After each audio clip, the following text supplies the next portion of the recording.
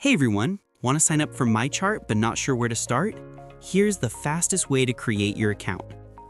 First, open the MyChart website, then click the Access MyChart button. You'll be redirected to a page where you need to select your state in the US. Next, choose your medical provider. You can either pick from the list or search by name in the search field. Once you find it, click the Sign Up button. You'll now be on the Sign Up page. If you already have an activation code, enter it. You'll usually find this on your enrollment letter or after visit summary.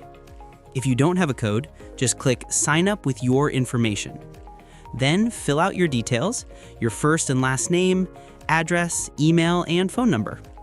Check the box that says I'm not a robot, click Next, and that's it. You're all set to access your health records online.